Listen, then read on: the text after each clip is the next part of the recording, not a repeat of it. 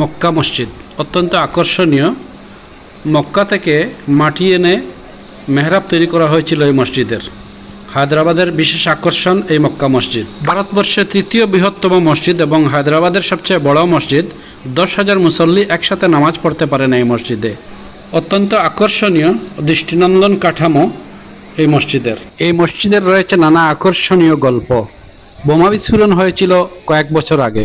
সেই অত্যন্ত আকর্ষণীয় মক্কা মসজিদ চারমিনারের ঠিক পাশেই অবস্থিত। যারাই চারমিনার ঘুরতে আসেন তারা এই মক্কা মসজিদটা অবশ্যই দেখে থাকেন।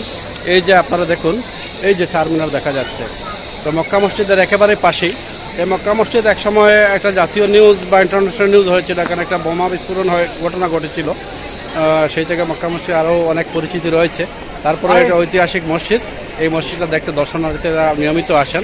আজকে অসংখ্য দর্শনার্থী এখানে রয়েছে। আপনারা দেখতে পাচ্ছেন মক্কা মসজিদ হায়দ্রাবাদের একটা বিশেষ আকর্ষণ, দর্শনীয় একটা জায়গা। প্রায় 8,000 শ্রমিক 75 থেকে 78 বছর সময় নিয়ে এই মক্কা মসজিদটি তৈরি করেন। এটি প্রায় 440 বছর পুরানো মসজিদ। উঠানে রয়েছে বিশাল আকারের উজুর জন্য একটা পুকুরি, যার চারিদিকে বসার সুন্দর ব্যবস্থাপনা রয়েছে। এর স্থাপত্যের দিক থেকে অত্যন্ত আকর্ষণীয়। দৃষ্টিনন্দন এই তালাবটি বা পুকুরটি মক্কা মসজিদের সৌন্দর্যকে বাড়িয়ে তোলে বহুগুণ। রয়েছে ফুয়ারার ব্যবস্থা, অসংখ্য পায়রা বসে আছে আপনারা দেখতে পাচ্ছেন। এই আসনগুলিতে বসে উজু করতে পারেন। 80-90 জন বা 100 জনের মতো মানুষ একসাথে উজু করতে পারেন। একই মাপের একই ডিজাইনের অত্যন্ত আকর্ষণীয় এই আসনগুলো দেখলেই বসতে ইচ্ছে করে। মক্কা মসজিদের সামনে বারান্দার মতো ভিতরের দৃশ্য আপনাদেরকে দেখাচ্ছি।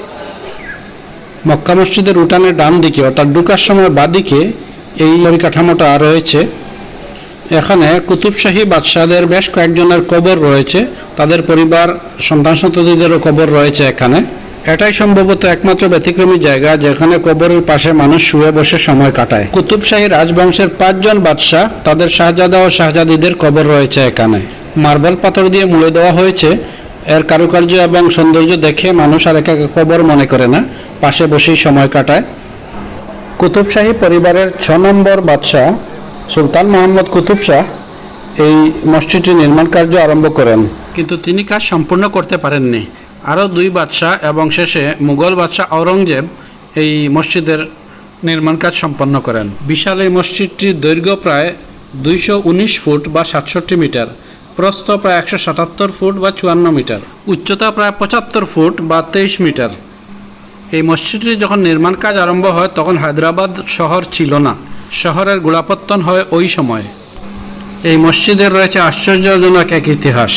মসজিদের ভিত্তিপ্রস্তর স্থাপনের সময় কুতুব শাহ ঘোষণা করেন 7 বছর বয়স থেকে তখন পর্যন্ত যার এক ওয়াক্ত নামাজ কাজা হয়নি এরকম একজন ব্যক্তি এর ভিত্তিপ্রস্তর স্থাপন করবেন।